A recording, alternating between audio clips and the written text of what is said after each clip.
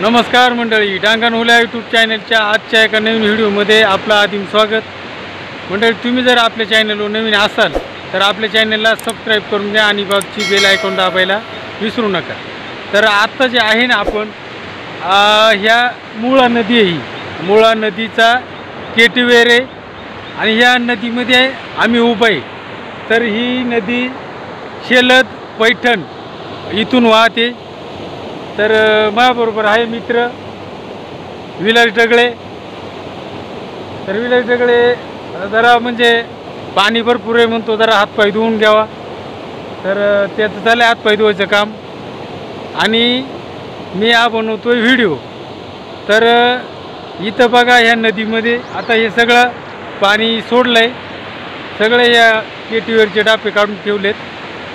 तरी नदी आणि इथला हा परिसर आपल्याला या व्हिडिओमधून बघायला मिळणार आहे, त्यासाठी हा व्हिडिओ पूर्ण पहा।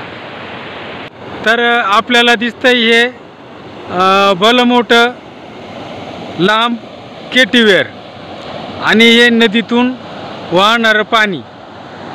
तर ह्या बाजूला मंडळी शेलद गाव आहे ह्या बाजूला, आणि हे नदी पात्र आहे। विलास ढगळे हातपाय धुवले तिथं, आणि केटीवेरच्या या बाजूला पैठण गाव आहे। तर असं इकडं पैठण आणि शेलद या दोन्ही गावांच्या मध्ये हा केटीवेर झाला आहे। खूप मोठा केटीवेर आहे, आपल्याला दिसतो या व्हिडिओमधून। आणि हे सगळं पाणी अडवलं जातं आहे। या परिसरातली शेती जी आहे ही दोन्ही बाजूची बागायती शेती आहे। आता सध्या एवढं पाणी ह्या केटीवेरमधून वाहत आहे, कारण याला ढापे लावलेले नाहीत। हे आपल्याला दिसतंय, हे डायरेक्ट तळातून पाणी येत आहे, ढापे लावलेले नाहीत। आणि ढापे लावल्यानंतर हे केटीवेर फुल भरल्या जात आहे। तर आता आपण पाहणार आहे पैठणच्या बाजूला जायचं आहे आपल्याला, तिथं आपण जाता जाता शाळा पण पाहणार आहे। तर मित्रांनो, आता आपण चाललो आहे शाळेकडं। ह्या टेकडीनं रस्ता आहे, इथून पुढं एक हा म्हणजे चांगला रस्ता आहे, डांबरी। आणि ह्या रस्त्यानं आपण आता थेट निघालो इथे शाळेच्या दिशेनं। तर हे बघा, आता शाळा एकदम जवळ येत चालले, आणि आता ह्या रस्त्यानं आपण शाळेच्या गेटमधून आत प्रवेश केला आहे। तर इथं हे भरपूर जागा आहे, ही जुनी शाळा आहे। आणि ही खालची जी बैठी चाळ दिसती ही जुनी शाळा आहे। आणि आपण आता निघालो थेट नवीन शाळेकडं ह्या कॉन्क्रीट रस्त्यानं। तर हे पहा, हा भरपूर पटांगण आहे इथं।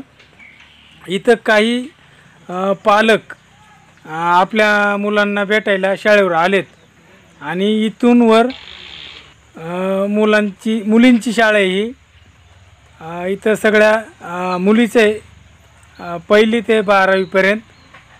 तर हा शाळेचा परिसर दिसतोय आपल्याला, ही शाळेची मुलींची इमारत आहे, इथं हॉस्टेल, आणि हा सगळा गार्डन आहे इथं। तर इथं भरपूर वेगवेगळी झाडं लावलेत।